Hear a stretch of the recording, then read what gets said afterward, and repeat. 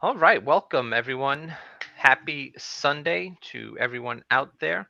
I'd like to take a few minutes just to thank you all for tuning in and watching the channel. Today, we got a really good guest and a really good topic in regards to security guard management. Very important field right now, things going on in the world in the private sector.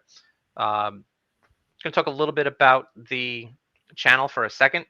For those who are new, I like to put out very helpful information for individuals who are getting into the security guard industry all throughout the United States. I'm on the East Coast. I'm going to focus a little more on that, but I do bring in guests from all around the country to provide helpful information to you out there. Also, the channel is intended to help individuals in the field progress and move up. So, for those who don't know me, my name is Charles McNamara. Happy Sunday. You can find me on LinkedIn. I've been a security manager for about 20 years now. I have a background in security guard management and training.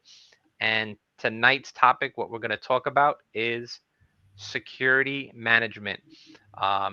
There's a misconception about what a security manager does. A lot of people think they just, boss people around and set up the guard schedules, and there is so much more to that.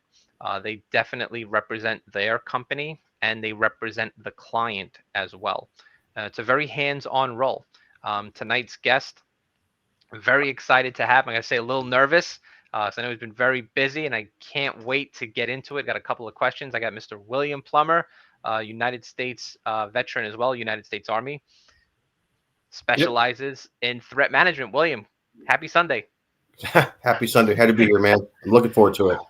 Thank you, thank you. So I just, introduced you briefly, but I know that you have a very big background. Why don't you tell the folks a little bit about what you do, the type of role that you are in? All right. So I'm the CSO for Rate Secure, but basically my background is military. I did 25 years in the bomb squad with the Army. I started off in the infantry, which, if anybody knows anything about that, it's a fairly small lens on what you're tasked to do. And after about 3 years, I jumped into EOD. So I joined the bomb squad and spent my time working everything from the physical threats of an IED here in the States to meth labs, all the way down to sending troops to do VIP support for presidents, foreign heads of state. I retired as the group operations officer that owned east of the Mississippi, and Nice. that's a big chunk of it. And now, as CSO, I take care of my company, which is what every CSO is charged to do, along with CISOs. But a lot of what we do is take care of other companies and help them get through whatever problem they're looking at. Most of the problems we deal with is logistics related, mail, and things that show up at their back door without, well, unfortunately, without people knowing why it got there half the time. Got it. Well, first of all, I just want to say thank you for your service, 11 Bravo Infantry. Always a tough job. And then off to a 89 Delta, and then 89 Echo. I played both sides, enlisted and officer. Very nice. Thank you once again for your service. Thanks. Great field to be in, folks. And those who have watched my videos know if you don't know what you want to do in life, go join the military. You'll figure it out real quick, but it's a great That'll place to help you. start. Definitely will help you along the way. So tonight, one of the focus on security management. We all bring our specialties to the table. Mhm. I deal a lot more with training and fire safety, um, and you have a really good skill set.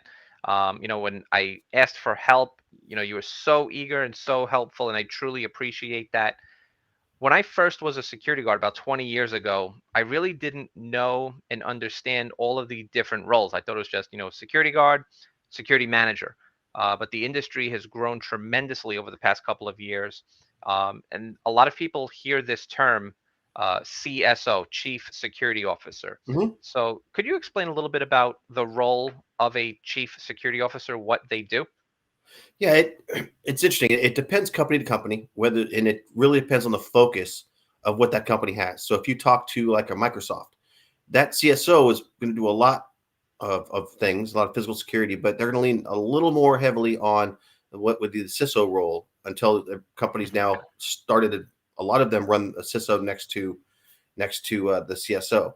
And in fact, it's kind of weird. If you talk to a lot of CSOs, you look at the background, you see a lot of CISOs. You see a lot of information security officers because that's where a lot of money and a lot of information gets transited. For my company, we are a physical security company, and what we do is I take care of my own company, like I mentioned, everything that we need to deal with from the physical security, information security, all those aspects that you look at, and all the training that people make you do. Those all the internet training you have to sit down and you hate every year for the 4 hours you owe it. Usually, it's driven by somebody like me. But for us, what we also do is we take care of our clients, and I look hopefully to their role, what their CSO would like, and what they wanted to protect their organization the best. So I'm kind of two faced on that one, but I will tell you that for the CISO stuff, I have a guy because I am not that guy. I had too many years of blowing stuff up to be that guy. I totally understand, and I get it, and I think it's the same across the board of individuals that I've spoke with. They wear many hats. They do a Yeah. lot of different things. They have to be a jack of all trades, and they really have to be able to oversee the security operations of their property, whether it's a high-rise office building, a warehouse, a boutique hotel, a mall. But they really have to know and understand their client and their needs. So I Hmm. always like to reiterate that for people as well. Um, you have to be a physically hands-on type of individual, but you also have to have a good administrative background because you're probably going to be dealing with developing strategies, Right. developing budgets, which may not be everyone's strongest skill set, but you got to be able to implement what you'd like to put forward as well. Eh, And another big part of it, emergency action plans, right. One thing and I that's and that's a good point. One thing that I've found since I do with a lot of different clients is the one of the first questions we ask, and especially if they're talking with me, is what's your desired end state?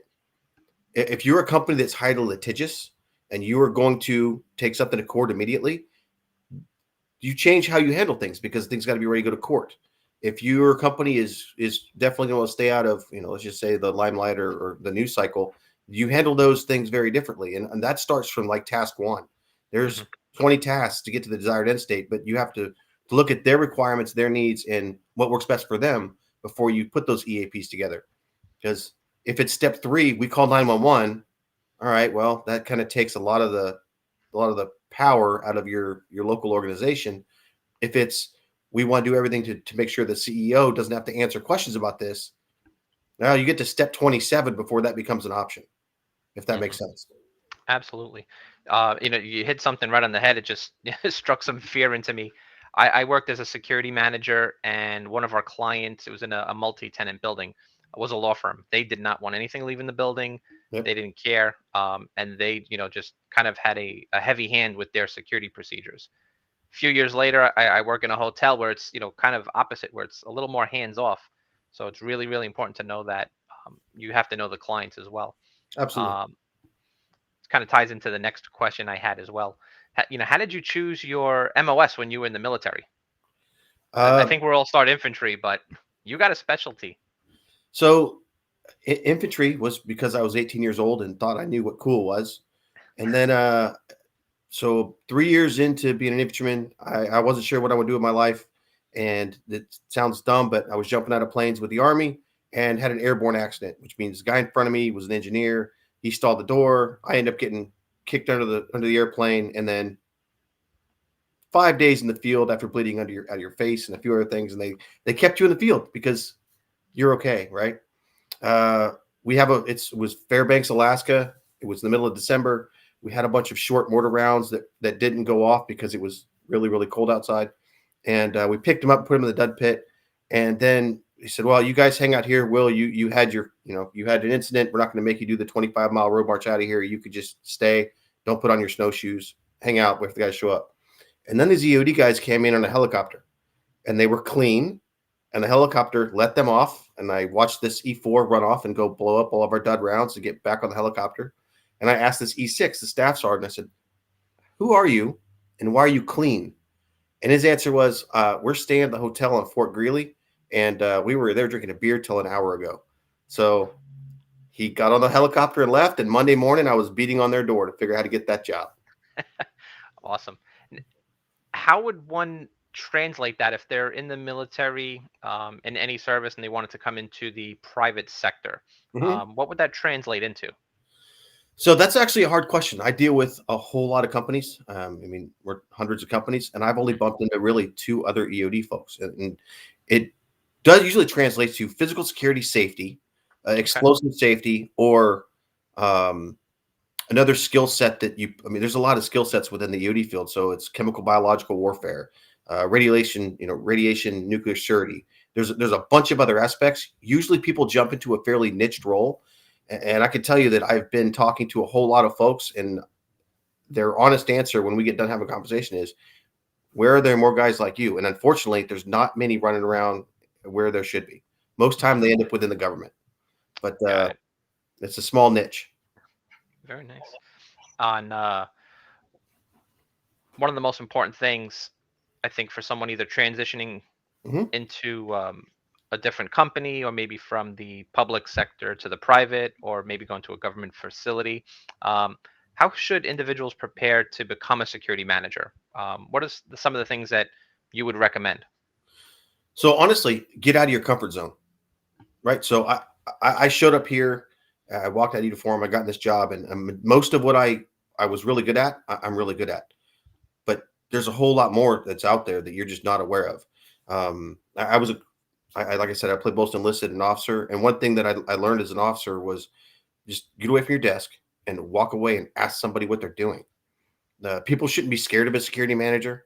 They shouldn't show up every 4 weeks when some requirement is due. They should know who you are, and then with that, you should know what they do. I am not the internet guru. I'm trying to learn it, but I'm never going to be the guy that's grown up or lady that's grown up doing that. They're critical to the security of the organization. The information they provide is critical to the success of what our day to day requirements are, but I'm never going to be the person that can do it.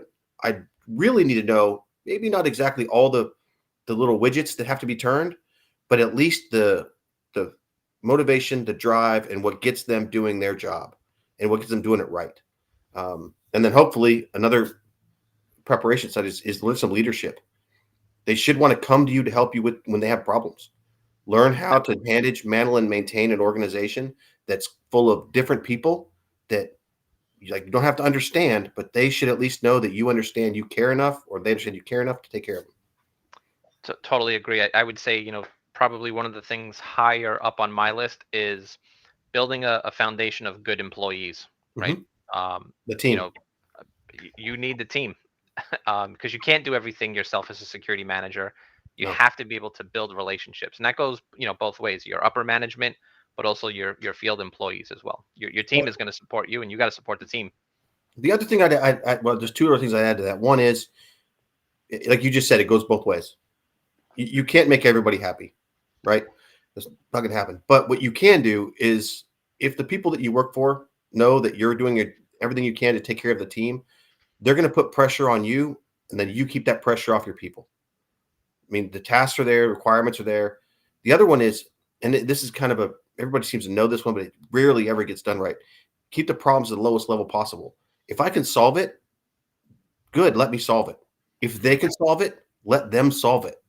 Unfortunately, people want to start sucking up requirements and sucking up tasks that don't necessarily need to go to their level, which just causes misunderstandings at higher levels of management and doesn't necessarily empower the people at levels that are authorized to handle it, if that makes sense. Yeah, absolutely. I would think probably number two on my list is, as a security manager, discipline in private, praise Oh, in public. That's always been something ingrained in me, but sometimes it gets a little lost because people just get frustrated. And as a security manager, probably the third skill, you have to have patience. You're dealing with yep, people, different levels of training, different mindsets, different attitudes. So you got to have patience. Those are probably like my top three. that's good. The only thing that I would add, and that would, I mean, we talked about some of these questions beforehand. The only thing I would add was I'm a huge believer in information. If we Yes. can inform you as to why you're doing something, like, look, I know it's really bad. Let's just say that, let's just pick a sports venue, right? This game was supposed to be at 2 o'clock in the afternoon. We knew that 8 months out when, what NFL A team was playing NFL B team. Well, they just did it last week. So 2 games, because they haven't been playing that good, went from prime time, moved, to 7 hours earlier. They moved a different time slot. You are taking thousands of people. who said something 8 months ago, and you have just moved them to something they weren't planned for and weren't prepared for. And the information that you can provide gives them a dang good reason on why it happened, but it also gives you a better idea as to how they're going to respond. But people are happier if they know why they're doing something. You know what I mean? Absolutely. Today's day and age too, a lot of us, including myself, we rely heavily on technology. Email, call trees to get information out. Planning and preparation are Yep, so important. agreed. As um, which kind of ties into the next question that I have in regards to threats. I think this is probably something that should be on every security manager's mind every Hmm. single minute of the day, the different emergencies that you're going to encounter and the different threats that you might encounter. Hmm. Um, I mean, there are so many, we can go over hundreds of these. Your expertise, I would definitely put that on the top of the list. Suspicious packages. Yeah, that's one. With that, insider threats. Hmm. So let's go the last 3 months. We've talked to companies who have mandated vaccinations and their firings after that. 1 January, 15 February. These dates are close. Lawyers have gone through the requirements. Lawyers have turned to their CEOs and security leaders and said, "Yep, you can go ahead and release those people from our employ." Well, right now, if you really wanted to lay it down to the granular level for suspect packages, those people, if you're firing them, they've been working remote for 18 months. That means they've got a computer, a laptop, a phone you want them to have send back to you. You're about to send them a box to put their stuff in to send back to the headquarters. And with that, you should expect anything and everything to be inside those boxes. They also know all the people inside your organization. They know how to spell the CEO's name right. Google doesn't let people mess that up very often. It's a little easier nowadays than it used to be. So everything that you look at for suspect packages, everything that you have been trained, like oily stains, misspelled, off center, all that, it's not going to look like that anymore. It's going to look completely like it should when it shows up until it's on a desk and it's a problem. There's two more that I'd hit really, really quick. One, everybody is really good with information security. And I hate to say this, but phishing is, everybody knows what it is. All the things that used to get people to lose Yes. information is bad. Nobody picks up, or nobody should pick up thumb drives anymore and stick them into your computer. Although I was at a trade show this week, going through some training and had a lot of meetings, and my sales guy was sitting at the booth, and right next to him was this booth, and this guy has a bunch of thumb drives, and he goes, "I passed out hundreds," and I'm looking at senior security people, and they're like, "Oh yeah, they just keep taking them." Physical threats going for your information. If you ever heard of something called warshipping, it's you send in a listening device and you get it put inside the organization. It just picks up packets of data, and then when it gets to the internet or it gets to its cellular connection, it just sends them out. That's probably a new thing to pay attention to. If you take organizations packages and you actually have them come back or things get sent to you, if you think it's hardware, segregate it away from your servers. Physically remove these threats, because what we're seeing is a crossover between a phishing scam where somebody's coming in electronically to, I'm going to put a device in there that's going to get data from you and out of your network with a physical threat. And then the last one, real quick, and this is just straightforward, is the amount of office and school shootings has gone up, and it's going to continue to rise. That's the last one. I mean, there's a lot of good programs out there, but that we have some gaps in our security footprint with half of those threats, I think. Yeah, active shooters just seem to be increasing, every year. And we've taken steps to provide active shooter drills. Hmm. They've become commonplace, just like fire drills. But it's important to know and make your facility a harder target, Absolutely. which is tough because, like you said, you have people who work within the organization who are possibly going to be a threat at some point.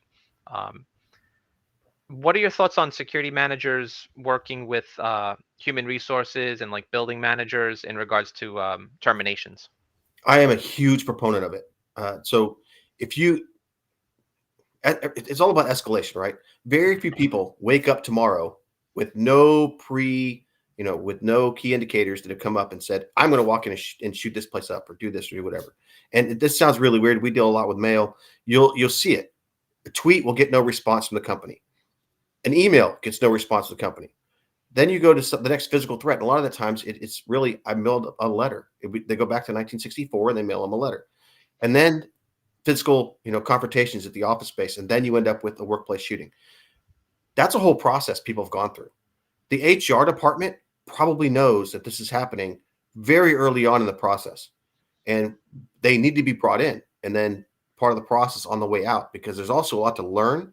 So let's say you fire 10 people. 9 of the 10 are going to have some part of that escalation process. They're upset, they got released, all the way down. You can learn a lot from that by the time you get from the 10 to the 10. This one is a little weirder than the rest of the people, because you tend to hire people that fall into the organizational footprint. So the mantra, like if you talk to a Fortune 5 company and you pull out 50 employees, you can pretty much see a lot of them are similar. They've had the same hiring processes. They've gone through the same screening processes. Half the time they've been through the same interview processes, and they pull out the same people.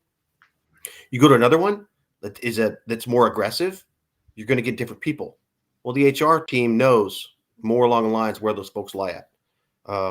But you need to bring everybody in. Anybody who thinks they've got this in one lens is probably missing the bigger picture. Yeah, totally agree. I mean, I can count on my hand, within the past couple of years, where I've been called either by a property manager or a tenant, and they've requested, security be present or security assist an individual, while they're being terminated, make sure they exit the property as well.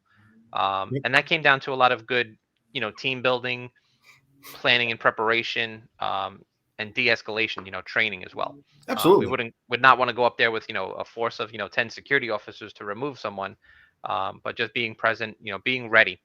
And I think that's the key for a lot of security managers. Just be ready. Always think of what could go wrong, Right. and plan for it. Plan for the emergencies, know how you're going to respond to those emergencies, and how you are going to recover after those emergencies, because things are going to happen. It's how you respond to them and how you handle them. Absolutely. And one little caveat to that, one of the best ones I saw, 2 people helping HR. It was the 2 security leaders helping HR. There was 6 more sitting in the break room that they weren't going to walk by, ready in case something went south, because they did some planning ahead of time. And the HR team said, "We've seen what he said here. We've seen what he said here. Let's be prepared." And the actual it was a regional security director said, "Yeah, we prepared, but let's plan for really, really bad. Don't show our hand, but we want to do this intelligently." And of course, it went off without a hitch. But had it gone sideways, it would have been a heck of a lot better experience than not having done that. Like with my world, obviously, fire safety, that's always going to be something, I'm waving the flag about, being prepared for fire, Mhm. especially if there's hot work. It's simple procedures that help you minimize the risk at buildings, having hot work permits, having fire guards, making sure your protection system is in place. So that's an easy one for me. I'm always going to say fire. That's my default answer. Fire. Always watch out for fire. Right. That's an easy one for me. Um, what about for those individuals who are security managers, Mhm. and we're talking about the hiring process? Now you're bringing a new employee onto your team. You kind of take on, as you said, a leadership role and a coach and a mentor, as they wear many different hats. Right. But what are you looking for in an ideal security officer? Hopefully these will help individuals trying to get into the field. Um, that's kind of a hard one. Somebody who's patient, who's not sitting there ready to go and like, let's solve this right now. Making sure that what you're hiring for is not the perception of, I'm going to stop everything that happens. It's going to happen right now, because 90% of the time it's a very slow paced life. Hmm. You know what I mean? And you see a lot of type A's, and so we all started the infantry, right? There's a Yeah. whole lot of people in security world started the infantry. I joined the infantry in 1994 thinking I'm going to go to war. It's going to happen. Nope. 3 years training every week in the field, and never really get to do anything except going to the range.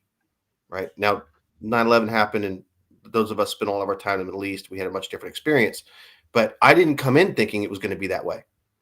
Uh, Looking for somebody who is mature, understands that what they're going to do is not necessarily, you know, running down flights of stairs and tackling folks. That's not it. And who's willing to grow with themselves and grow Hmm. with the organization. Um, uh, if they want to buy into the organization, you're you're hiring leaders later. You're hiring somebody who in the next 2 years is going to be saying, I'd like to do the next step. I've gone and got my APP. I've gone and I'm working towards my next set of tasks. And that comes from an internal drive. And it's not the false bravado that a lot of people talk about. It's the requirement to grow and then hopefully grow with the company. It's funny having flashbacks when I first got out of the military and was going to my first security job. That's exactly what I thought I would be doing. I thought I would be, running people down, tackling them, handcuffing them, and I found out very quickly it is going to be a slow-paced, quiet life, which I enjoyed. Okay. The building I worked at, and we always found things to do. We would count the ceiling tiles. We would count how many sprinkler shut-off valves there are. We would actually start to count, how many employees are in the building. So you get creative, and I think that's so important that anybody who's looking to get into the industry, it's going to take time. You're Yes. not going to learn everything on the first week of the job. You should just kind of focus on the basics the first week of the job, but you will pick up on things as you go. So a willingness to learn, I think, would be one. Absolutely. Um, I enjoy it. I'm in the training field, so I always come up with mock drills, hands-on, role playing, because there's so many different things to be aware of as a security officer. And times have changed. We don't do the watch guard tours anymore. We have, different types of detect systems for our patrols. Now we can just, we can do the patrols off the smartphone. Right. We take pictures as we go around. So So it's a field where things change often. so that was the next thing. Like speaking of change. So um, the world now will look vastly different in 10 years. So robots are going to start replacing human beings. Does that mean security people losing jobs? No. Somebody has to manage and maintain the robots. Somebody's got to actually respond to something as happens. Until they are, omniscient or sentient themselves, a human being still has to handle all the things come out of it. They're effectively a sensor. Well, if you take somebody 10 years ago and you bring them in the security world and you identify there's probably not that much room for growth past the real physical security side of the house, that's going to be a problem, or we're currently seeing that problem now. As you drop in, something that's autonomous, that goes somewhere, collects data, has an interface for you to take that information and then make decisions on it. You should have trained this person to have this happen already, but it's happening faster than we have the ability to train them. Hmm. And everybody also has this negative connotation that growth is bad, change is bad. I firmly believe it's not. We're just moving into another realm of where we're going to be in the next 5 or 10 years. I want to just mention something too, because one of the coolest things that I've seen right now in change is the application of drones in Mhm. security programs, and not even just security programs now, being used with government agencies. Fire Absolutely. department uses them to assess situations. Um, I mean, it's a cool thing to do, right? For a job where you're operating this device. Who knows where that's going to go within 5 or 10 years? I know they're adding thermal cameras in there as well for search and rescue. Yeah. So that's something that is going to be interesting to follow. Another thing, and this is later down the road, if I can ever find somebody, I'm looking to have an interview similar with canines. Canine units are something near and dear to me. Hmm. As you said, robots are starting to come into play. Are they going to be taken out of the security guard program in place of these robots and devices? So we work a lot with them, with canines, and I'll tell you, if I had $30 to bet right now, in the next probably 8 to 10 years, yeah, you'll see them replaced. Dogs are heavy, heavy relationship between handler and the dog. You got to know how the dogs will react, know what's going on. You can only work them so hard, so long. Drop them in, from the Middle East, where the air conditioning requirement for time, Hmm. because they degrade over time, and they're really really good. But the reality is, if you can replace the ability to sniff out one thing in particular with a sensor that's never going to slow down, never going to fail, you don't have to feed it, you got to charge it. It's just going to replace it at some point.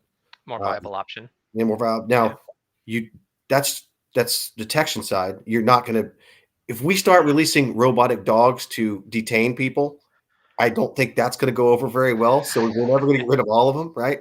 But there's some applications where I think they'll be swapped out at some point. Yeah. It's funny. You see the memes and the pictures, that get posted out there of those, they're Photoshop, but it's just too funny. Oh yeah, And that's the thing. Just have to see where the change is going, right. plan for it. Hopefully, you can have a role within that. Yep. Um, in regards to different organizations, I went to John Jay College. I've probably taken, and I'm not exaggerating, any HR manager who watches this is probably going to comment and later on. I have a folder, probably about 300 or 400 certifications of many different courses I've taken with different organizations. What would you recommend? Uh, Most everything ASIS is fantastic. Not because they're all inclusive, but it's a standardized set of training that if you walk in and say, I am this certification from ASIS, I know where you've got your training. I know the standard. I know the test you passed. So I know you have at least had exposure to that level. Um, that's a pretty big one. Now there are other ones coming up. SIA is Hmm. starting to push it heavily. And I think competition in that area is good because ASIS is just one of the many possible ways to go. Regionally, if you are anything below a federal employee, you should at least know every single state requirement that's applied to your job or somebody you're responsible for. We work with X-ray a lot of time, and that depends state to state. If I take an X-ray, you're in New York, and I try to drop it in New York, that is a ridiculous amount of certification training requirements that doesn't apply in the state of Texas Hmm. or Mississippi, right? So if you're hiring somebody that you are moving from region A to region B, they should learn the new region. People in security world move a lot.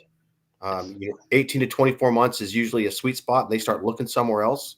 That's one of the things they should pay attention to. If we're bringing you from Florida, I'm south of Boston, bring you to Florida to the Boston area, we should make sure you have at least the ability to get that certification before you walk in the door.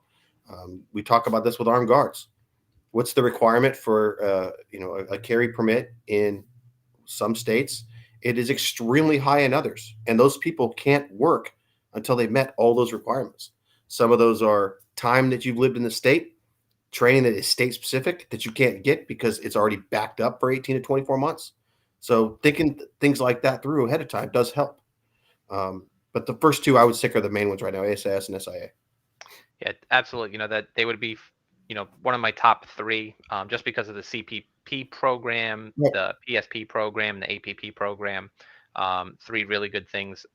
But for those who may not have the time or the experience to invest in yet, FEMA online, they offer literally hundreds Oh yeah, of independent study courses, which believe most of them will give you partial or one credit on the ones that you take, which are helpful, and you can do them at your own pace.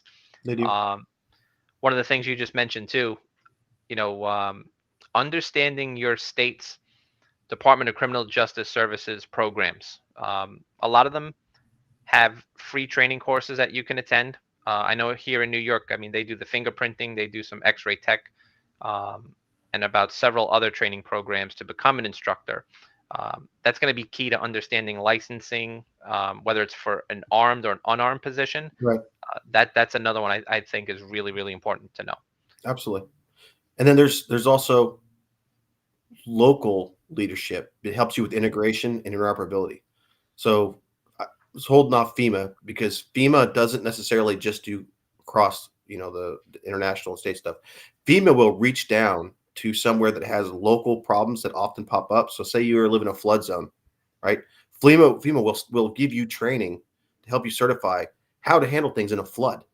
That doesn't apply in Arizona, but if you live in southern Louisiana or some of these other places in the world, they very much well, they really do actually help. And then the real world, some of those trainings are more critical, I would think, than some of the national level standards. Not because it's any better or worse or whatever, but that's how to fix something in that part of the world that's got a high probability of actually happening. Hmm. So I think with that, with FEMA, they will also kind of guide you to two other agencies. Department of Homeland Security is yeah, another, and then depending on where you at locally, your local CERT team, your community emergency response teams as well. absolutely. So big on those right there. So, we talked a little bit about this earlier, and this comes up a lot. So I do interviews, and I believe you do as well. Yeah. Clients, they're always saying, I want a security manager, but I want them to be military or prior military or law enforcement or prior law enforcement. Um, do individuals have to be prior service to become a security manager? No, and in fact, I would say oftentimes it causes problems. So, like, I had a very weird military background. I did enlisted and officer time. Most of my time was in a non-standard MOS where I was exposed to civilian agencies. So meth labs don't happen on military installations, but when you live in a place called Fort Irwin, California, and you're in the middle of the Mojave Desert, and the local police department is going to bust a meth lab down, they call somebody who knows a lot about explosives and explosions. So you spend a lot of time with the local law enforcement and the fire department and learning all the fun, weird things.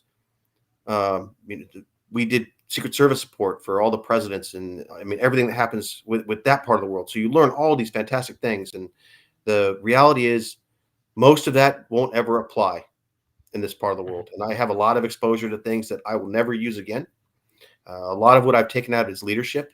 Most of the time, that's one of the most important aspects. Yeah, I know how to deal with this, but if I'm getting down to that level, something's gone really, really bad. Yeah, If I'm the one, worried about what's behind that door, we have a problem. And no, I don't think people need to be military or law enforcement background.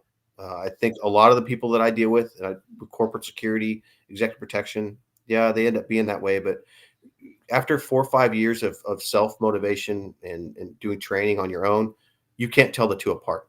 Except maybe the military and law enforcement guys got the same haircut. They look very, very similar. And then yeah, that might be the one thing that you can quickly identify, because if you're good at your job and if you care about it, and you're a security practitioner and you are a professional, you should be transparent. And that's one other thing this question is really good. Nobody should know my background unless they've got my resume or they've got, and LinkedIn says it, but if you look at it for day to day, they shouldn't know my political beliefs. They shouldn't know my personal beliefs on whatever topic is going on. I'm there to do a job, support people who are all there to do the job. And you shouldn't know this guy says the H word every day that the Army says, and I haven't said it since 1999. I'm not saying it now, but if you know what I'm talking about, the H word sucks.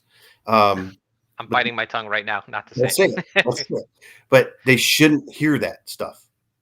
You should just be good at what you need to do, and there's growth for everybody. Absolutely, totally agree. And I think that is important for individuals to understand on becoming a security manager, because it is a different role.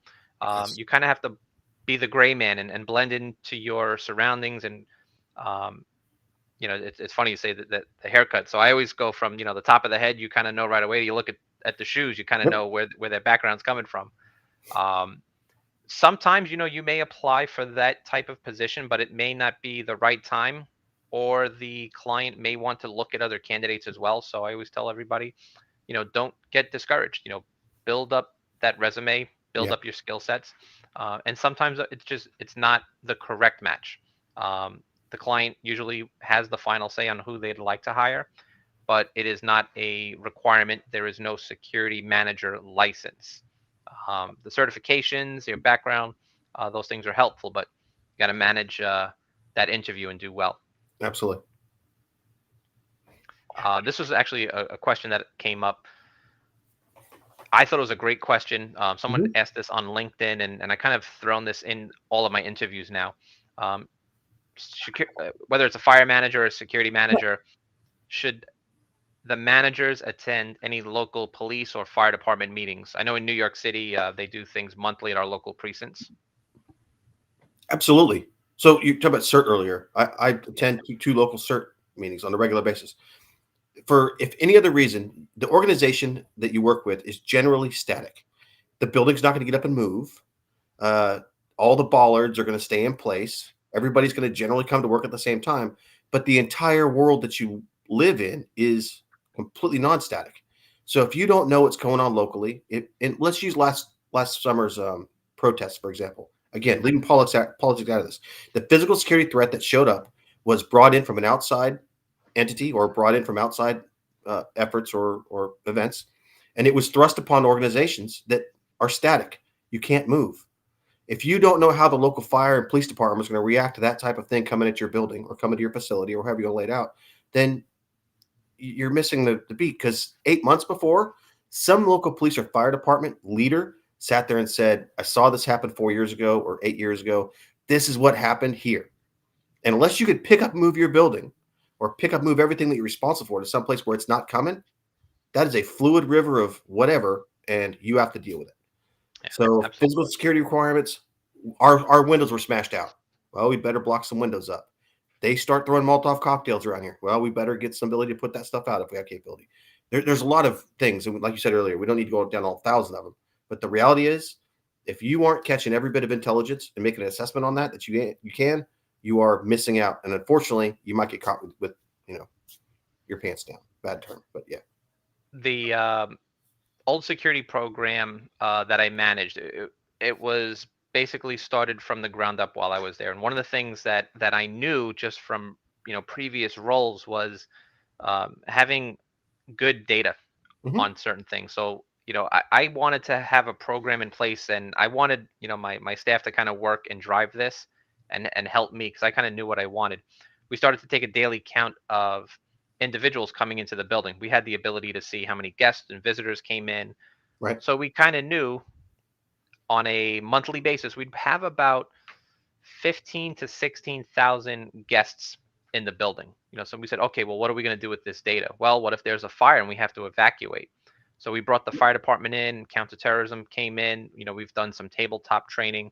So I think it's important to have data, whether it's in your building, that's great, but you can have that with your local police department.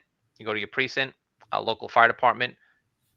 Great information that you can get from them. Absolutely. And often Uh, better than what you have on your own, because a lot of people, we see this a lot of times, at least especially with our clients. They're in an echo chamber. They've not slowed down enough to get somebody else's external opinion on not the building, because the police department is not going to really know what goes on inside your organization, right? yeah. But it's all the influences that you think yeah, I was a cop, I got this. You were a cop in New York. We are now in Missoula, Montana, or whatever state you want to pick. It's different here. They've got rocks. This is somewhere where everybody's armed. Different world, and hmm it's just a little nuanced things that help you out as well. it, in regards to training and preparation, I was going to use the Travis Scott concert, which Right. happened not too long ago. Yep. It's another great example of just locally planning for events, having plans in place. Do you know if other agencies provide any type of education or training, hazardous material training, besides the local police and fire department? Yeah, of course. And this goes more to a lot back to your FEMA comment, right? I was holding FEMA for local stuff, and you brought it out better time than what I had. No, it's perfect. So look, I don't know that much about fire comparatively. Now, that's your world, so that I kind of I'll leave that one to you. But everything we mentioned earlier, they all provide training. Most of the organizations that you work with, interact with on a regular basis, that are public service at some point, they've all said, at least it's some form of leadership, we need to train somebody. We can't just go and start implementing standards against others. And I would use the fire department. I was shocked the first time I walked into the FDNY and saw firemen with guns. And I sat there like, why? Why are you carrying right now? He's like, well, we enforce the standards and we make a lot of people angry. And with that, they've got to have some training standard behind that, or people would just be surprised every time somebody walked in with it and said, hmm shut down, right? There's training behind all of it. Um, I don't want to highlight anybody in particular one over another, but I would all tell you that, again, to the local stuff that you work in, because most of these are not global security directors, right? They've got a big problem, but they've all got subordinates at every level. Your local leadership, your local FEMA, your local DHS, like DHS is full of training. They have great stuff, but oftentimes people take things that don't necessarily apply to what they do or apply to the organization. I'll go back to the flood thing. If you live in California, the probability of flooding is nothing. It's mudslides after the fires go through. So you probably should pay attention to mudslide preparation, mudslide control, and fire. That's what I would lean on, if or earthquake. Can't forget earthquake in California, right? Um, how all those would affect your organization as a security leader. Those are higher probability than a tornado. You know what I mean? And you can apply that to anything. If you're in a world where you don't think you're gonna have active shooters, you should probably do some active shooter training. And there's a lot of places to do that. But go ahead. It's funny you say that too, because I remember on FEMA's website, they do have a introduction to earthquakes. And Hmm. 2011, I was the guy who took that course, and everybody looked to me. We had that little tremor, and listen, for the people that are from California and deal with earthquakes, they laughed at me like, Charlie, are you kidding me? That was like the smallest earthquake you guys have ever dealt with. I was like, no, I dealt with an earthquake. They're like, come out to California. We'll show you what an earthquake is really like. You seen that Um, meme where the chair knocked over? It was like, the one that stopped the DC, right? That was the one that hit the Washington Monument. yes. Yeah. When it was like a lawn chair tipped over. I grew up in And California. Congratulations, you survived it. but as you mentioned too, that following couple of months, we had Hurricane Irene, Yeah. Hurricane Sandy the following year. So after that little earthquake that we felt, we really focused on natural disasters, because sometimes you might know when they're coming, you have some type of forecast, but we took it very seriously.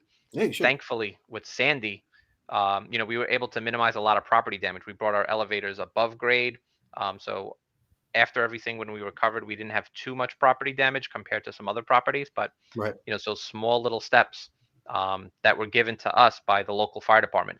They say, hey, if we have to come in, where are your shutoff valves? I know where they are, but we needed to make sure that other security officers, Right. some of the porters and the superintendents, they knew where these things were as well. It's those little nuances that really help in the long run. It's one of those, like, little bit of forethought is part of it, but an honest risk assessment, an honest look at yourself and go, all right, what's the problem? Well, we have 6 elevator shafts. Three of them we know we're going to turn off automatically.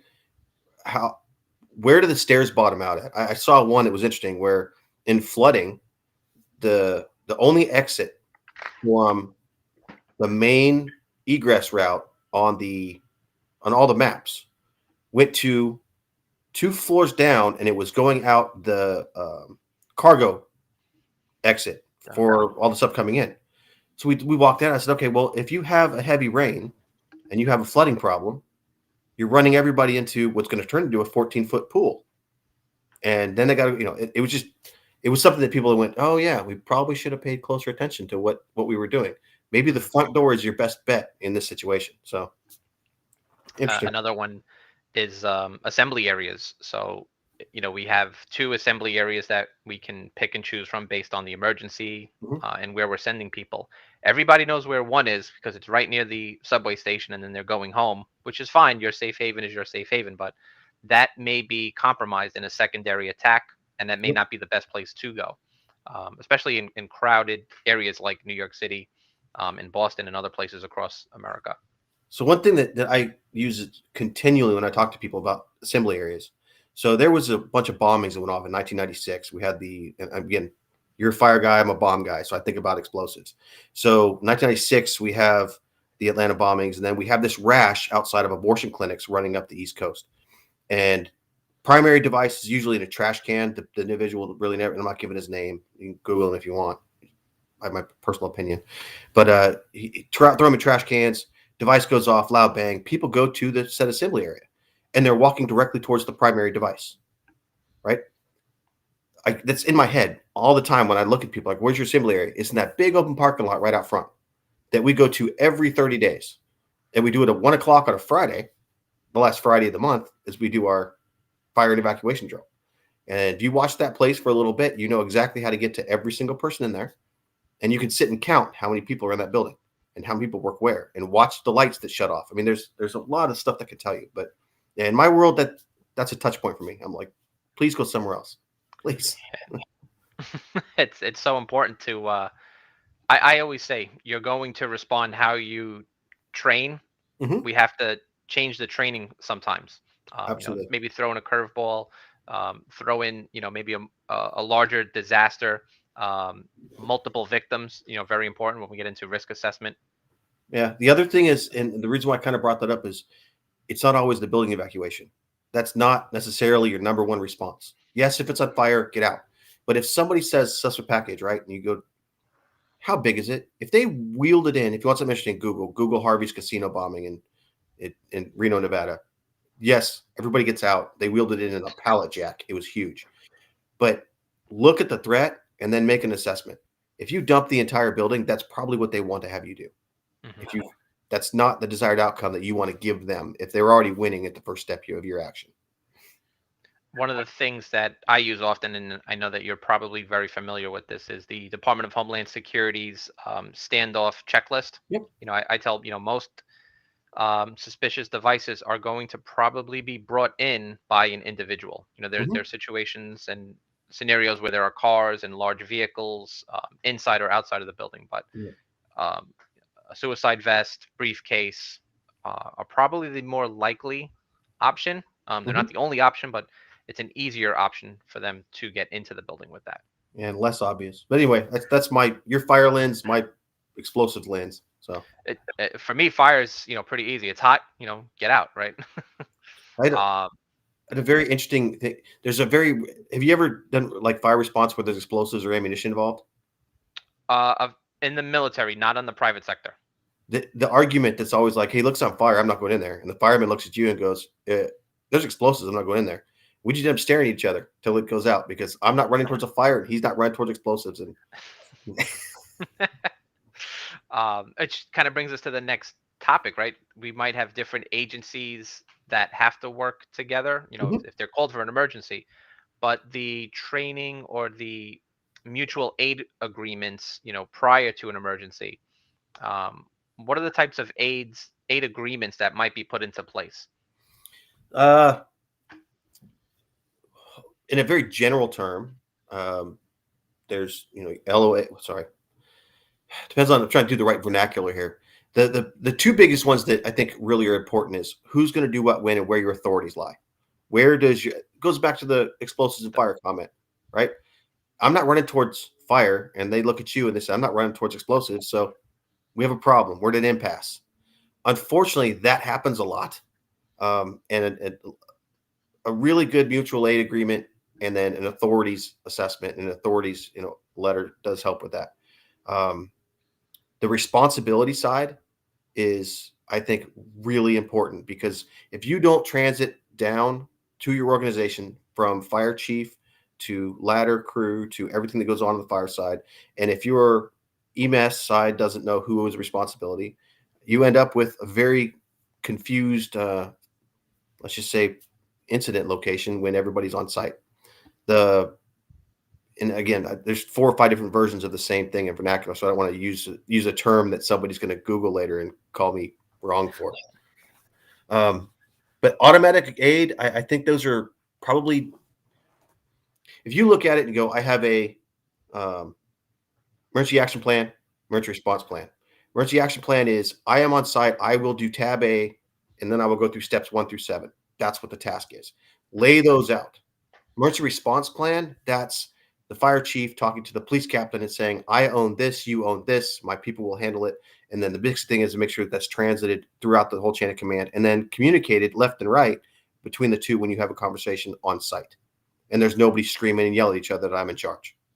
Yep. And that's important for security managers to know that there will be authorities on the scene. Right. Most of the time they're going to be taking over, so you're going to be assisting them, so kind of know who's going to be the quarterback. Yeah. So a lot of what we do is we are the like with my company, we're a third party support entity. So when something goes bad, let's just pick that bomb we were talking about. We end up with a live feed of the video, live feed of the device package. We know what's going on in the room. We have live feed of everything, and then we start feeding it to both entities, and that helps some of the people there kind of delineate what we will or will not do. Fire shows up because fire always shows up. Well, if we're looking at the room and there's no fire, that puts them in a secondary role, maybe even tertiary. So then the bomb squad shows up. They have primary, police have secondary because they own inner and outer cordon. And then you work your way to fire. You are now at an EMS role doing support in case something goes bad. that assists people in delineating what their task, condition, and standards should be and what they're going to respond to.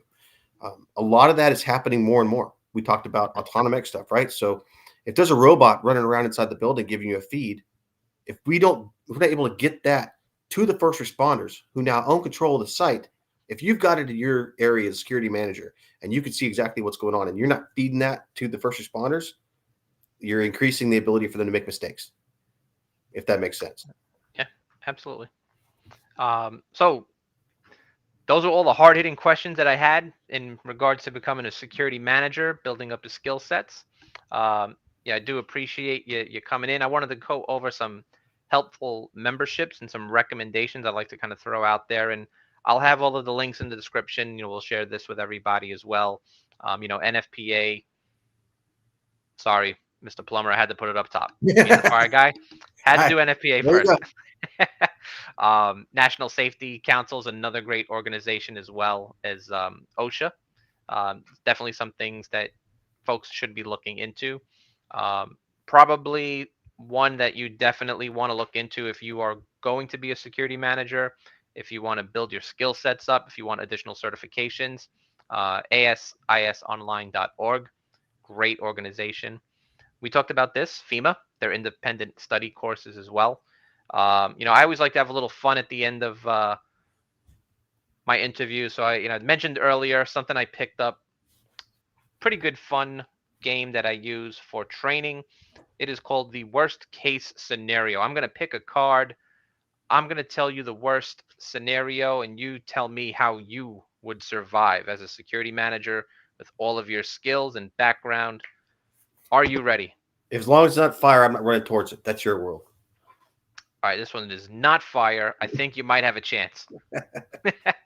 All right, so this one, stitch a gaping wound on your chest. You're a security manager. You come across this scenario, happens to you, stitching a gaping wound on your chest. Do you All right. survive? Yeah. So as long as you're not having any aspirated air coming out, you don't have to do sucking chest wound. It's a fairly large wound. Good for that. It's you don't have a lot of blood capillaries sipping through it, so the blood actually gets put to a minimum. You shouldn't be stitching anything long term. You should be stitching it for a short period of time. And great thing is tape actually works really well, but super glue does too. So if you have the ability to close it in some form or fashion, that's good. Don't put a tourniquet around your chest. That's probably not going to end well for people in the long run. That assists in the wounds effort to knock you out. But anything temporarily close it. So tape, pressure, lots of pressure. And as long as you're not aspirating blood or you're not having anything that's coming out like a lung, hold it shut. And if you really got to for a long period of time, super glue works really well. Spoken like a true infantryman. Yeah, the other one was pretty funny. Followed by a highway angry driver on a truck. Uh, Drive to the local police department. Yeah. That's or fire department. They usually tend to be pretty big, lifting weights with lots of time on their hands. But you got fire hoses, hose the guy down, cool him off. That'll There always you go. work That'll as work. well. I picked up that game. I was like, this would be pretty cool for the in-person training that I'm doing.